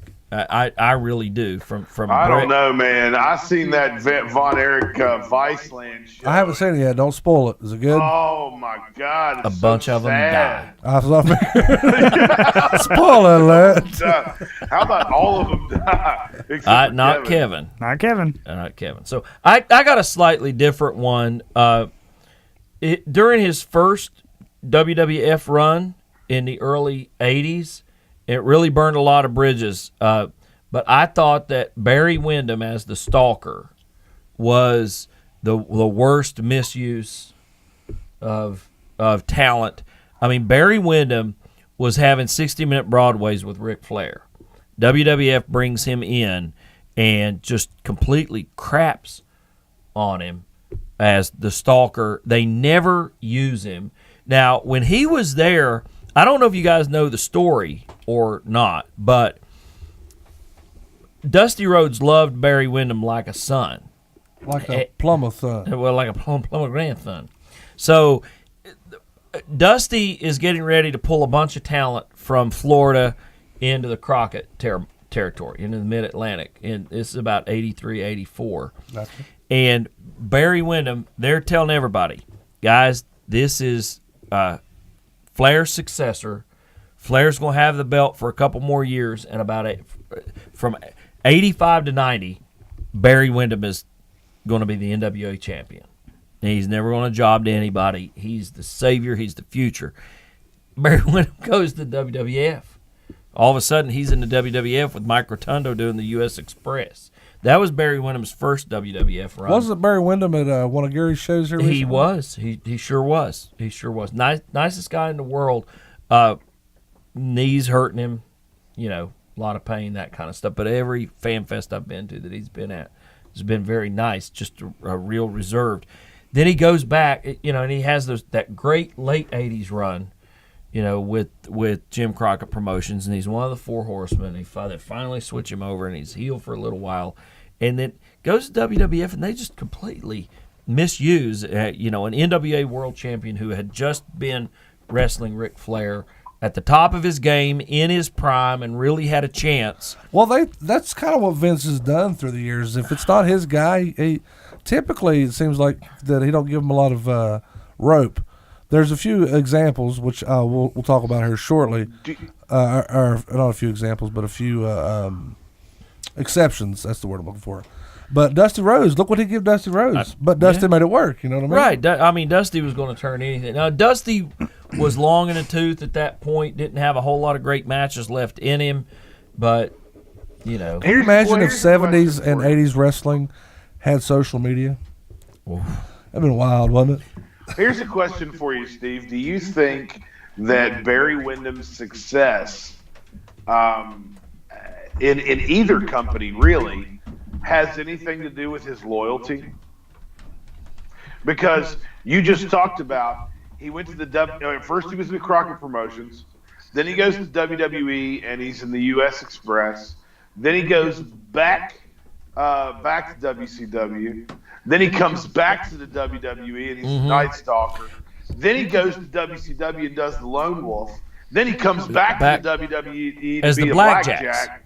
I think every move that he made, I think, or lack thereof, I think every time he jumped at the wrong time. He instead of going to the WWF and doing the U.S. Express, he should have been in Crockett Promotions, wrestling people like Tully Blanchard and Wahoo McDaniel for the U.S. title and for a couple years. And then Dusty's big plan was 86 to 90, Barry Windham's the guy. It's not even Ric Flair, but I mean, competing with Ric Flair and having this program where it's back and forth, him and Flair for the title. And you're right. I think it's a lack of loyalty on his part and jumping at the wrong. They say timing is everything in life. And I think he jumped at bad times all the time. I honestly Speaking of timing, I'm going to cut Brian off because my timing is horrible. Real quick, Ben Cliff in England wants to know, Barry Windham was used awfully in WCW. I remember him being in a country stable with Kurt Hennig and someone else doing a long call. Right. You hate a bunch of crap. I got you. No. You're killing me, John. What he's want to know is was Barry Windham part of the I Hate Rap crap with Kurt Yes, Hennig he in was. WCW? Can I answer his question? Yeah, yes, he was a part of that, and that was at the very end of his career. Mm-hmm. And if you just watched Barry Windham at that time in WCW, then yes, you would hate Barry Windham. Sure. But Barry Windham did some incredible stuff in WCW. I know my favorite Barry. I'm a huge Barry Windham fan. I'm too. But none of his great stuff came from the WWE. None of it. Everything that WWE did with Barry Windham was crap. It was. Brian, what did he do in '92 WCW? I'm about to tell you. All right. All right. So, well, actually, even before that, in '91 in WCW, he was doing the face run. The tag team between Dustin Rhodes and Barry Windham was great. When they redid the Horseman breaking the arm with Bobby Eaton and Arn Anderson breaking the arm of Dustin Rhodes out in the Cadillac door, that was awesome. Barry Windham and Dustin Rhodes as a tag team was great. The best match, I think, of Barry Windham's life took place in WCW when he faced Steve Austin in a Three Falls match. The Best of Three Falls series with Steve Austin, they did that match probably 10 times because it was so incredible every single time. It was like my favorite one of my favorite matches of that time. And also, when you're looking at right around 93 WCW, when he did a tag team with Brian Pillman, that was awesome too. And his Lone Wolf character, when he started doing that huge grab the trunks DDT, that was awesome Barry Windham stuff. Then he, for some reason, ended up back in the WWE doing the blackjack gimmick, which could have been cool. But they jobbed him out every single week to anybody. They lost to everybody. That was him and JBL, right? It sure as was. the Blackjacks. Yeah. And it was Justin Hawk Bradshaw. Come on now. The same thing. And if you've never watched, and I don't know, Brian, how much you watched 80s Jim Crockett promotions, but those 60-minute matches, we were talking about televised world champion matches. When around 87, 88, they're losing some footing to WWF at that point, and Jim Crockett's spending more money than he's making and that type thing right before he's forced to sell to Ted Turner. Those 60-minute matches on TV to draw fans and the things on Clash of Champions and things like that with Ric Flair and Barry Windham, that's as good a wrestling as you will ever watch. Barry Windham in his prime, Ric Flair towards the end of his prime, but still in his prime nonetheless.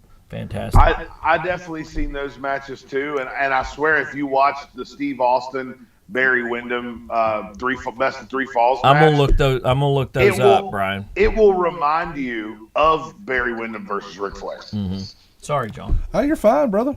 That's what we're here. We're here to ramble. One more that could have been mentioned. I almost picked it just because I figured everybody was going to pick Bret Hart, but Vader. He was the man, and he was actually supposed to be on the first episode of Monday Nitro, but he ended up going to WWE.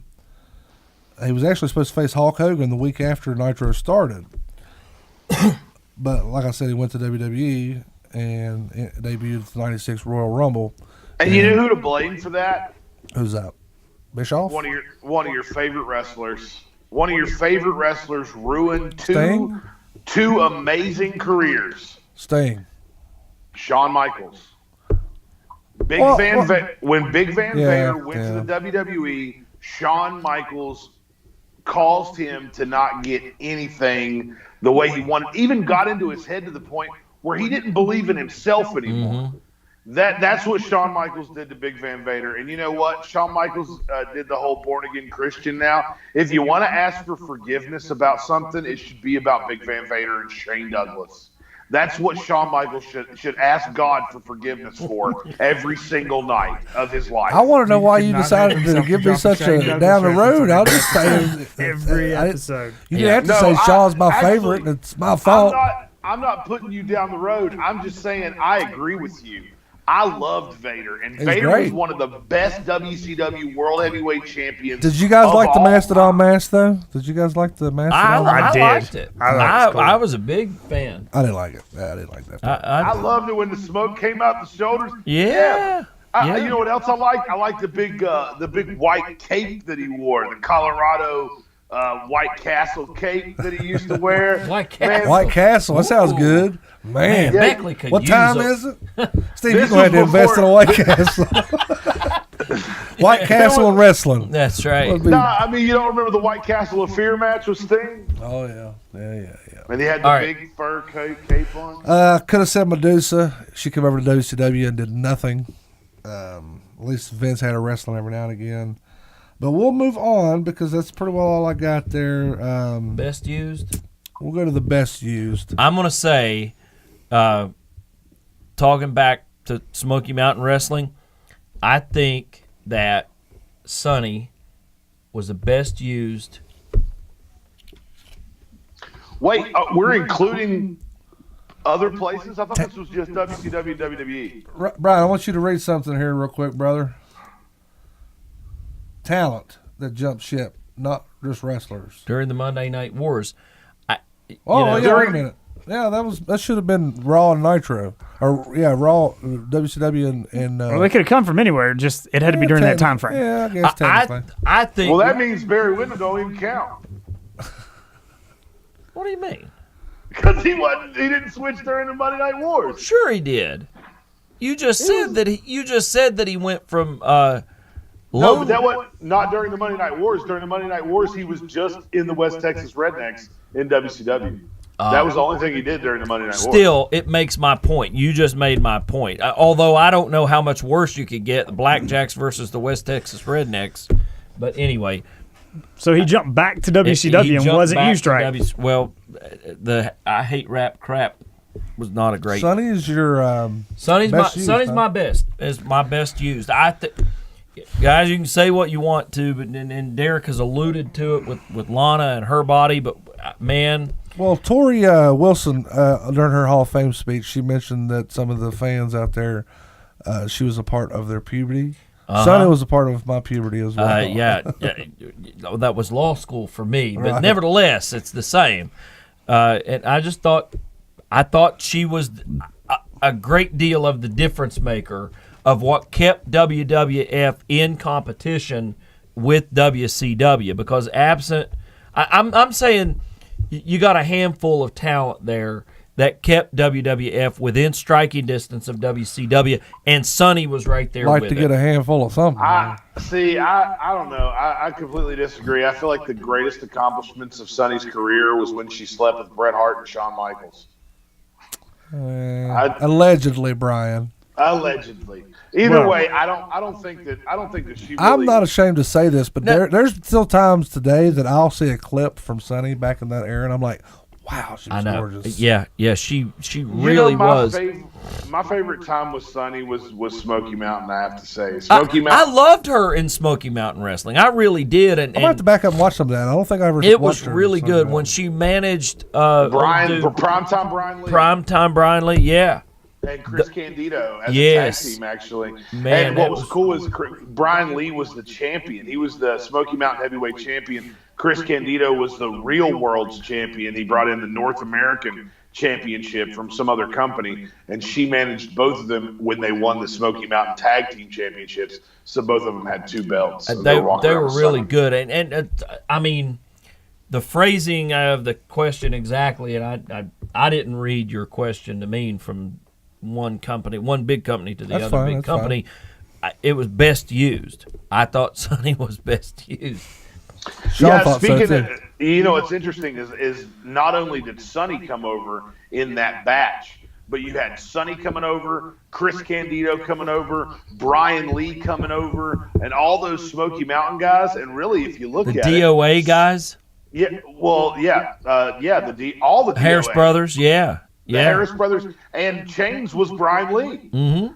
So really, when it comes down to it, Sonny was probably the best used out of Smoky Mountains. I'm going to go ahead and say this right now, but you guys are just totally blowing my mind because back when the Monday Night Wars was going on, I wasn't real avid on, go figure, Derek, other wrestling other than what was on primetime TV. So I don't there's a lot understand how, because Smoky Mountain Wrestling literally came to the Raleigh County Armory every 2 months. Yeah. I mean, I was there before every 2 months. I didn't go to my first live wrestling show, Brian, until I was probably 16, 17 years old. I wish I was 8 years old living it up. I regret not coming down. I knew that Smoky Mountain was running, and I would see the results on Mikasa Wrestling or OneWrestling.com or something like that. I knew that Smoky Mountain was headquartered out of Knoxville. I knew it was You Jim never Cornette's went to those shows either? I was in law school, dude. I had one from 1995 to 1998. I had one single focus. That was getting a law degree. Mission accomplished. Becoming a lawyer. Well, good job, Steve. You So made much. it. I didn't take a television to my first year of law school. I watched Nitro and Raw at the BW3 on High Street. And to tell you kind of how funny it is, at first they played the audio feed of Nitro because Nitro was most over in 95 and 96. And then when I would sit, even after my second and third year when I took a television up to law school and taped one and, watched the other or whatever, but I would still go to BW3 and eat on Monday nights.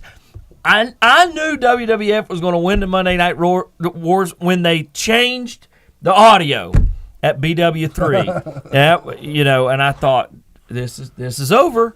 It was taped still. Well, I hate to tell you guys, but you both missed some incredible stuff. I know Derek was still shitting in his pants at that time. How old were you in 97? 96? 96, I would have been 7. No, it was like 95, 94, 95. Yeah, 94, 95 they were running the Armory. I was 8, 9 years old when they were running the Armory. It folded in like October of 96, right, Brian? Yeah, and it was. It was incredible who all we got to see, man. Kevin Sullivan was there. Wrath was there as the Night Stalker, and that was before. It is on the network. Yeah, it's on the network. It's still good stuff, and honestly, not a lot of the stuff that I was watching is on the network, and that's like the super early Smoky Mountain Wrestling is on the network. Bob Armstrong, like Jericho, and Lance. No, Bob was there when I was there. Bob Armstrong, all the Armstrong brothers, Ron and Don Harris when they had the big afros. Mm-hmm. You remember that? They had long hair instead of the bald heads that we know of now. They actually, one of the Bruise brothers took my little brother's chair from him to hit Ricky Morton in the head with, and my little brother didn't realize that he took his chair and he sat down and fell on the floor. I'll never forget that. Never forget that. And I got to meet Sonny and Brian Lee. It was awesome. Yeah, Derek and Chris Candido. Who do you think was the best used talent that switched? Jump ship during the Monday Night Wars. So the jump ship during the Monday Night Wars best used talent is hands Before you down. Say, I think that you are going to say the same answer that I'm going to say. Well, then you would be correct. Okay, so because he has developed the most success out of his transition. He would have been left in the dust had he just stayed and fizzled out with the company, because had he been part of the invasion, he wouldn't have been used correctly later on. But it's Chris Jericho. And you know what happens. What happens when you don't pick Chris Jericho as the best used talent that switched during the Monday Night Wars. You know what happens, Derek? You know what happens, Steve? Sonny. You know what happens? You just made the list. You're right, Derek. That's how could it not be? I mean, Jericho was ahead of his time. Yes, seeing, and he's still there. That's what. And he is still ahead of his time, and he's my age. But he saw what WCW was becoming. Mm-hmm. He knew that he was never going to be more than mid card. He goes to WWF, and I was worried as a Jericho fan, and I loved. No, you weren't a Jericho fan. He was a Jerichoholic. That's okay. As a Jericho fan, I was worried when Rock cut the You promo just totally on no-sold me, that Steve. he was going to. I no-sold you like Brody wrestling. Totally did. But anyway, I was afraid, man, they're just going to squash him. You know, they're going to bring him here and they're going to bury him. But, man, his talent, that's the thing about good talent, man. The cream rises to the top, and Jericho just showed, all right, have The Rock come out there and say, you've been wrestling Hoovy Dude? Mm-hmm. Whenever Chris Jericho come out on the stage for the first time at WWE, you could see in his eyes, he was, I don't know if it was a surprised look, but he was very happy at the response that he got. Because I can imagine in his head, he's like, well, I'm going to this new company. They may not even know who Chris Jericho is over here. But they know he was over. Yeah, absolutely. He was over immediately. From the countdown clock, he was over. Everybody, you know, when the vignettes started, it was interesting. It was drawing you into Y2K. You know, everything at that time had a meaning and a purpose with his vignettes, and you had no clue at first what was going to happen. But when he walked through and come out on that stage, and everybody realized who he was, and again, like you said, he did have that look on his face, like a little bit of panic, but success, because you know I was okay in WCW. I was trying to be a big name. I go to Japan, I really solidify myself. You know, I'm big name over there. Here I'm going to try my hand and see what happens. It just he set the roof on fire. The free reign that they give him to talk smack to Stephanie McMahon, brilliant. Yeah, brilliant. It really was. You know, I agree with you guys. Jericho is one of the best used people that ever jumped ship, but I have three different ones. Three. What time is it, Brian? I got three. Actually, there's a whole slew of people who were used very well. We didn't want a whole slew. He wanted the best. Yeah, well, I've got. You told him one, he brought 10. Told him one, he brought 10. I've got one, and if he wouldn't have killed his family, he would be better used than Jericho. Chris Benoit went from being pissed on every week to being a world champion, a multi-time world champion. He won every title in the company. Chris Benoit definitely was one of the best used talent to ever jump That's your ship. pick? That's your pick? Yeah, and second place pick would be Eddie Guerrero. Eddie Guerrero would have never reached the heights that he did if he wouldn't have jumped ship. And I think that if Eddie Guerrero would have lived and Chris Benoit wouldn't have killed his family, then you guys might have picked him too. No, I won't. I can agree with you on Guerrero. I don't know that. Was Eddie Guerrero or Chris Benoit the first ever undisputed champion? Did Chris Benoit or Eddie Guerrero beat The Rock and Stone Cold Steve Austin on the same freaking night? No, come on, Brian. I think you're just throwing that out there. Okay, so but here's the real question about between the three of them. Okay, was Chris Benoit and or Eddie Guerrero the Ayatollah of rock and rolla? I think The Rock stole his put-downs of Stephanie McMahon from Chris Jericho. I think so. Brian, you know what happens when you pick Chris Benoit over Chris Jericho? That right there, that's the only bad thing Jericho ever did. You didn't like the list? Was the list. It was hilarious. Like I can't disagree with you guys. Like I said, I just wanted to name someone different. I mean, Chris Jericho is definitely the best used, the best used talent to ever jump ship, no doubt about it. Absolutely. But Chris Benoit, Eddie Guerrero, and even Rob Van Dam deserve to be in that mix. I'm going to give an honorable mention here, and let me see if you guys agree or not. The Big Show. I think he was on the other one. I think he was the misused I think part. so, too. I really enjoyed him in the early WCW days whenever he come in as Andre's son, and he's going to come in and represent for his old man and take out Hulk Hogan. Really, if you think about it, Big Show's career was pretty impressive on both sides. I mean, he started at the top, on both sides of the coin. I mean, who debuts in a title match against Hogan? I mean, who debuts against Steve Austin? Well, what I'm saying is, I think that set the bar high for WWF when they brought him over. Yeah. So, Vince, you better use him right Because the That's kind of like the Viking Raiders. They brought him in as the Viking experience. And it was like, no, let's change his name. He's not Paul White. We're not going to use his real name. Sure. Well, there was a reason. Really, the Big Show name is stupid as hell. You know why it's the Big Show, right? TBS. It was a jab. It was the Virgil and the Vincent. Virgil's name is Virgil because Ted DiBiase wanted to get a jab in at Dusty Rhodes.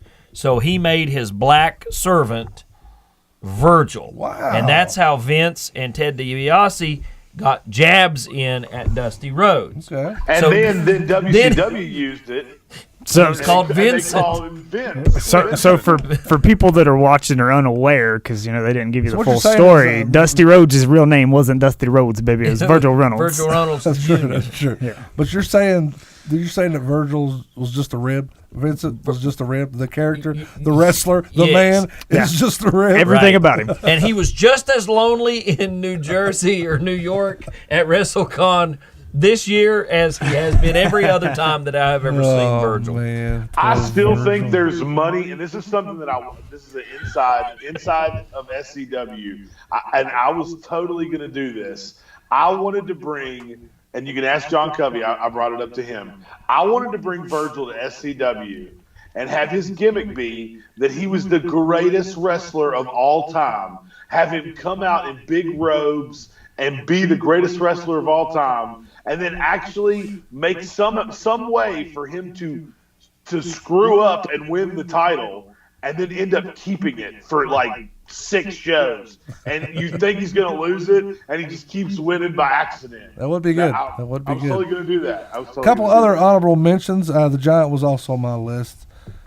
Kevin Nash, Scott Hall. They started the Monday Night Wars essentially. Well, I guess other than Luger and Rick Rude. But Kevin Nash, They Scott were Hall. awesome on both sides. I think I can agree with Nash. I think Hall kind of went downhill because I think they were going to push him to be Razor to be the champion. I mean, he was going to be the guy over there. He was very Vince-esque. Yes. I mean, and when he come to WCW, he was a guy, but he was not the guy. But I take surveys. Survey says Some of you are leaving out here. What about the ECW jumps? Like the Dudley Boys. That was the huge. Dudley Boys were a great grab by the WWE, and they if it wasn't for Edge and Christian and the Hardy Boys, though, would the Dudleys really have resonated in WWE? I think they would have. I think even absent. I mean, obviously, when we were talking 3 Ways the Other a few weeks ago about just the greatness of the TLC matches, but I think the Dudleys get over in the WWF at that time, even in the absence of the TLC matches. And Poor Heyman, right? I mean, you got both big companies. Heyman's bouncing payroll checks up there in Philly, and both big companies just scavenged his, on both sides, and because people needed stability, they needed their payroll check to not bounce and that kind of stuff. Honestly, if you think about it, Jericho did 2 jumps during the Monday Night War. He originally jumped from ECW to WCW, and then jumped WCW to WWE. Right. Same thing with Dean Malenko and Lance Storm, Chris Benoit. Yeah. That's pretty much all I got right jumpers. there. I mean, we could talk about that for a while because, like you said, there was a lot of people that jumped. The whole Radicals, Perry Saturn and all them. Mm-hmm. You mentioned, man, what happened? Sean just said Gilbert. Did Gilbert ever jump during the Monday night? You gotta let these podcasters know what you're talking about, Steve. They don't know what you're talking about. Gilbert. Yeah, I know, but they don't know who Sean used. is. Sean Bowman on Facebook on the chat says best used was Gilbert. Dwayne Gill was with the WWE for as long as I can remember. I'm telling you, that was. I love enhancement talent. Did Goldberg ever get his hands on Gilbert? I don't know, but in my old age, I have come to love enhancement talent. Jobbers, pin me. Barry Horowitz of the world. Greatest jobber of all time, baby. That's right. Barry Horowitz. Pat himself on the back. Barry Horowitz was a champion in the Global Wrestling Federation. Really? He was. Somebody was talking about him today on a podcast I was listening to. He was over in Memphis, too. I've been watching a lot of the Memphis wrestling on the WWE Network. Barry Horowitz was over. Really? Yeah, he was over. And Bill Watts was pushing him in Memphis. That's why Vince snatched him up, and then Vince made him a jobber. Yeah, Vince did that with a lot of people. Like, Wild Bill Irwin. Right. I mean, Bill Irwin. The Irwins were scary daggone tag teams. Next week on the show, my friends, it's going to be fun. It's the week before the Ramble in the Bank. I'll tell you about the Ramble in the Bank first. In 2 weeks, we are going to have a Ramble in the Bank. The winner of the Ramble in the Bank, which is actually not wrestling trivia, I haven't changed that yet. It's going to be named the wrestler. We're going to give you 2 or 3. Actually, Brian's going to give you 2 or 3 facts about a wrestler, and you got to name who it is. We got some guys coming in. Which technically is still wrestling trivia. It's still wrestling trivia. Yeah, technically. Sure. But Derek's going to be. I'm going to assist Brian. I'm stepping out of it. I don't want to compete. Okay. But I'm going to work with Brian the week prior and I know try to Derek's come up with wanting to try to get a shot at this title that he feels like I shouldn't have, but I do have it. So. Derek's not going to try to get a shot at that title. Derek's going to get a shot at that title, and there is nothing and no one that will stop me. Michael Loving says him and a ladder stand between you and that championship. There is going to be some promos coming out in the next couple of weeks, guys, that are going to be letting you guys know who is going to be in this competition. It's going to be some professional wrestlers. Going to be some exactly. It's going to. I tried to get that over there months ago. Y'all won't even bite on it, man. Well, it's because you tried to do it. Yeah, now Steve brought me an awesome Bullet Club But the winner shirt. of the Royal Ramble, That was a good spot. the Ramble in the Bank, the winner will get to choose the competition liver spot? against me at a later stage. Dog spot. Derek, you just stole my gimmick, man. I've been trying to get that over all night. Hashtag gimmick infringement. Jesus Lord Almighty. Hey, but Not there you only go, did I 7 steal you, weeks. stole your gimmick, gonna It's steal not your over. belt. He done stole it from me now.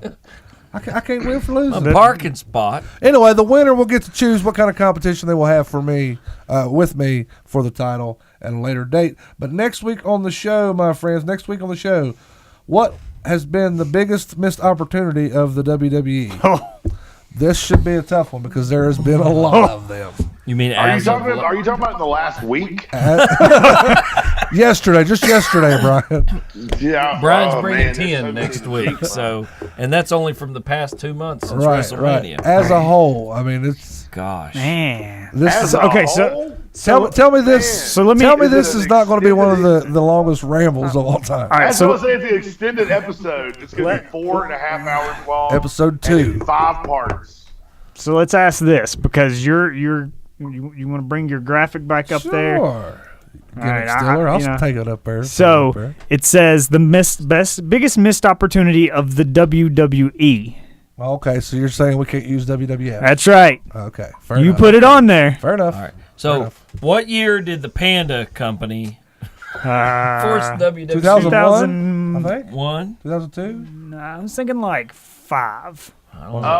If you listen to them talk about it, Bruno Sammartino had the WWE Championship. So Bruno Sammartino everything's didn't even have a WWE. WWF Championship. It was the WWF Championship. it was the WWE. May 5th, 2002. Look at there. I was right on. May 5th, right on track here. 2002. So we're talking about 17 years. You talking about when they got the F out? They got the F out in 02. Did you guys see the Gold Dust shirt or the Dustin Rhodes shirt? Yeah. So stupid. What is the Dustin Rhodes shirt? Yeah, that was such a stupid shirt. That's I mean, funny. it didn't make- I liked it. It's funny, I Brian. didn't like it. I hope it's in one of my wrestle crates. And I'm sorry you know.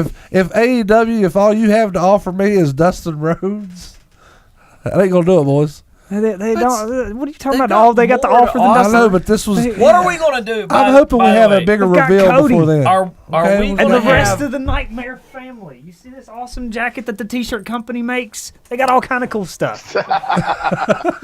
They're one hell of a T-shirt company, I tell you. And they're what. not even. made a jacket? And they're not even a T-shirt company. That's what gets me about it. That May drives me 25th. nuts. ProWrestlingTees.com. What date is that? Or what day of the week is May 25?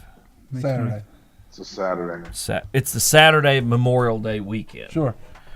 Uh, Yeah. That is Double or Nothing. Yep.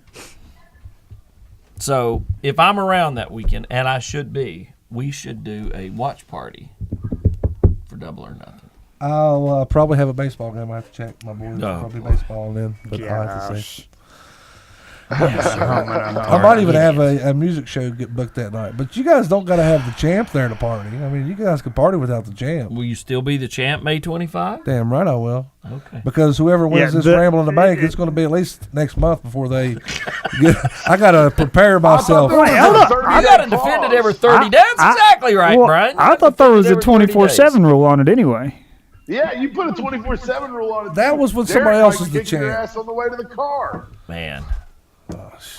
I might come in, win the Ramble in the Bank that day, and immediately after, already know exactly how I'm going to challenge you and beat you that day, John. Yeah, he's going to cash it in that evening. Another extended episode. That's about all the time we got for today, guys. For Steve New, Derek Jones, Brian Resner, I'm John Covey Cole. Sami Zayn, the Weasel. See you guys next week. Ramble on.